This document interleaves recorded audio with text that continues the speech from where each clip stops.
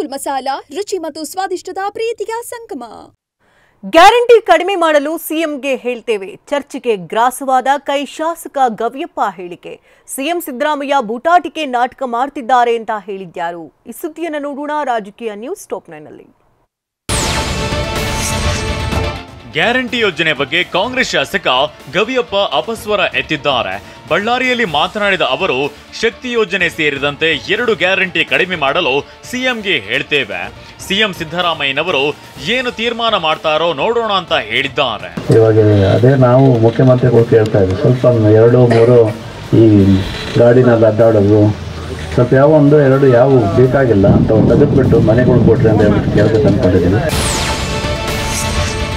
Guarantee ಯೋಜನೆ ಬಗ್ಗೆ ಅಪಸ್ವರ ಎತ್ತಿದ ಶಾಸಕ ಗವಿಯಪ್ಪಗೆ ಶೋಕಾಸ್ ನೋಟಿಸ್ ಕೊಡ್ತೇವೆ ಅಂತ ಕೆಪಿಸಿಸಿ ಅಧ್ಯಕ್ಷ ಡಿಕೆ ಶಿವಕುಮಾರ್ ಹೇಳಿದ್ದಾರೆ. ಬೆಂಗಳೂರಿನಲ್ಲಿ ಮಾತನಾಡಿದ ಅವರು, ಕಾಂಗ್ರೆಸ್ನ ಯಾವ ಶಾಸಕರು ಕೂಡ ಗ್ಯಾರಂಟಿ ಬಗ್ಗೆ ಮಾತನಾಡಬಾರದು, ಗ್ಯಾರಂಟಿ ಯೋಜನೆ ನಿಲ್ಲಿಸುವ ಪ್ರಶ್ನೆಯೇ ಇಲ್ಲ ಅಂತ ಹೇಳಿದ್ದಾರೆ. This is Congress party. I am going to issue my show cause notice. We can't do that. No question of closing any guarantee. ಗ್ಯಾರಂಟಿಯಿಂದ ಅನುದಾನಕ್ಕೆ ಯಾವುದೇ ತೊಂದರೆ ಆಗಿಲ್ಲ ಅಂತ ಸಚಿವ ಸತೀಶ್ ಜಾರಕಿಹೊಳಿ ಹೇಳಿದ್ದಾರೆ. ಬೆಂಗಳೂರಿನಲ್ಲಿ ಟಿವಿ9 ಜೊತೆ ಮಾತನಾಡಿದ ಅವರು, ಯಾವುದೇ ಕಾರಣಕ್ಕೂ 5 ಗ್ಯಾರಂಟಿಗಳು ನಿಲ್ಲಿಸೋದಿಲ್ಲ ಅಂತ ಹೇಳಿದ್ದಾರೆ. ಗ್ಯಾರಂಟಿ ಹಣ ಸಪ್ರೇಟ್ ಆಗಿದೆ, ನಮ್ಮ ಬಜೆಟ್ನಲ್ಲಿ ಸಪ್ರೇಟ್ ಆಗಿದೆ. ಸೊ ಡೆವಲಪ್ಮೆಂಟ್ ಹಣ ಸಪ್ರೇಟ್ ಆಗಿದೆ. ಹೀಗಾಗಿ ಅದಕ್ಕೂ ಹೊಂದಾಣಿಕೆ ಮಾಡಲಿಕ್ಕಾಗಲ್ಲ. ಸೊ ಎಷ್ಟು ಸಿಗಬೇಕಾಗಿದೆ ಅಷ್ಟು ಹಣ ಸಿಗ್ತಾ ಇದೆ.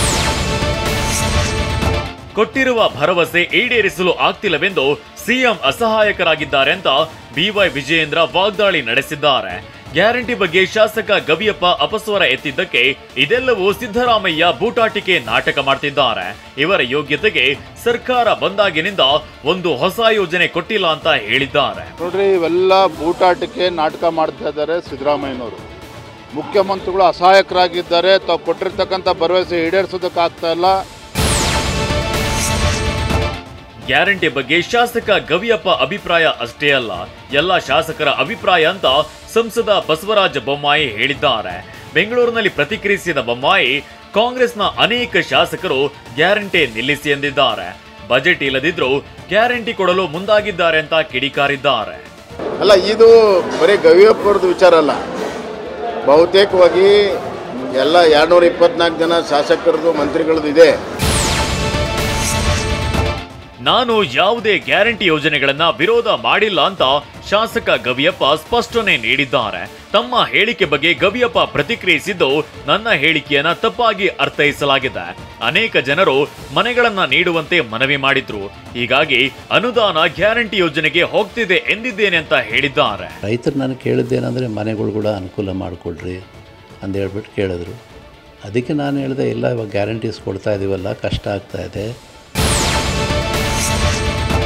ಕಾಂಗ್ರೆಸ್ನವರು ಸಂವಿಧಾನದ ಮೂಲ ಸ್ವರೂಪವನ್ನೇ ಬದಲಿಸುವ ಪ್ರಯತ್ನ ಮಾಡಿದ್ರು ಅಂತ ಬಿಜೆಪಿ ಸಂಸದ ಬಸವರಾಜ ಬೊಮ್ಮಾಯಿ ವಾಗ್ದಾಳಿ ನಡೆಸಿದ್ದಾರೆ. ಬೆಂಗಳೂರಿನ ಬಿಜೆಪಿ ಕಚೇರಿಯಲ್ಲಿ ನಿನ್ನೆ ಮಾತನಾಡಿದ ಅವರು, ಬಿಜೆಪಿ ಸಂವಿಧಾನದಲ್ಲಿ ನಂಬಿಕೆ ಇಟ್ಟು ಕೆಲಸ ಮಾಡ್ತಿದೆ ಅಂತ ಹೇಳಿದ್ದಾರೆ.